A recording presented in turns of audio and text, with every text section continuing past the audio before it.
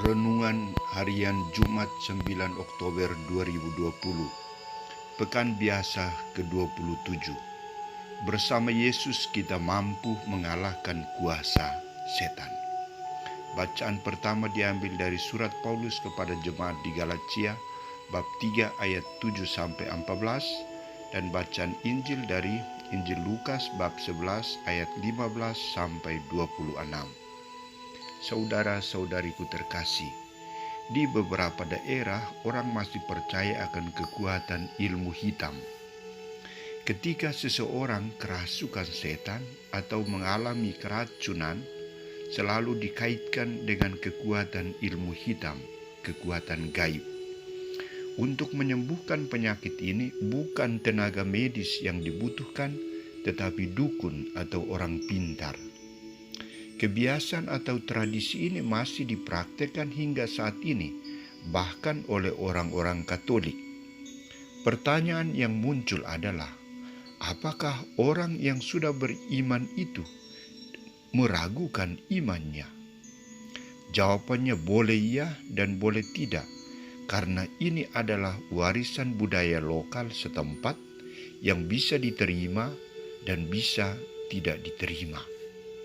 Saudara-saudariku terkasih, salah satu rumusan dalam doa Bapa kami yang diajarkan oleh Yesus adalah, janganlah membawa kami ke dalam pencobaan. Ketika Yesus tampil dan mengalahkan kekuatan kejahatan atau setan dalam diri orang yang kerasukan setan, kuasa yang dimiliki oleh Yesus diragukan dan Yesus dituduh bersekongkol dengan penghulu setan. Yesus menanggapi tuduhan ini dengan sikap tenang dan ia memberikan penjelasan yang gampang dipahami, yakni setiap kerajaan yang terpecah-pecah pasti binasa dan setiap rumah tangga yang terpecah-pecah pasti runtuh. Jika iblis itu terbagi-bagi dan melawan dirinya sendiri, bagaimana kerajaannya dapat bertahan? Dengan jawaban ini, Yesus mau menegaskan bahwa ia bukan bersekongkol dengan iblis untuk melawan iblis dan menciptakan kerajaan iblis, tetapi ia bersekongkol dengan Allah untuk dapat membinasakan kuasa kejahatan atau iblis dan membangun kerajaan Allah di tengah manusia.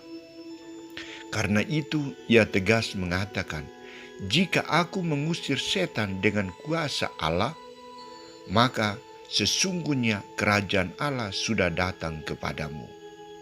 Saudara-saudariku terkasih, di sini Yesus sungguh-sungguh menekankan peran kuasa Allah melebihi kuasa setan, kuasa iblis. Ia mengharapkan kehadirannya harus diterima, dipahami, dan diakui sebagai Allah yang hadir, yang mampu untuk menciptakan dan membaharui dunia yang dikuasai oleh kejahatan dan dosa dengan kekuatan baru, yakni kuasa kasih dari Allah. Sejarah kasih ini telah dimulai secara mutlak dalam diri Yesus Kristus itu sendiri, maka ia tidak boleh diragukan. Karena itu, ia sendiri mengharapkan agar hidup bersamanya dan beriman kepadanya. Siapa tidak bersama aku, ia melawan aku, dan siapa tidak mengumpulkan bersama aku, ia mencerai-beraikan.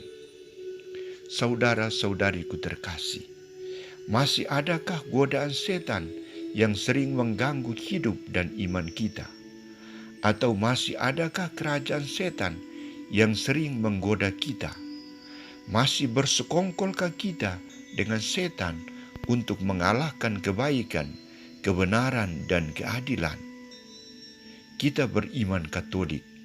Kita hidup dalam semangat kasih yang diajarkan Yesus kepada kita. Kita hidup dalam keluarga yang beriman Katolik dan baik. Kebahagiaan hidup, kekuatan dan ketahanan iman ditentukan oleh diri kita sendiri bersama dengan Allah, bersekutu dengan Allah. Siapa tidak bersama aku, ia melawan aku, dan siapa tidak mengumpulkan bersama aku, ia mencerai-beraikan. Semoga kita tetap bersatu dengan Allah untuk mengalahkan kejahatan-kejahatan yang sering menggoda kita. Amin.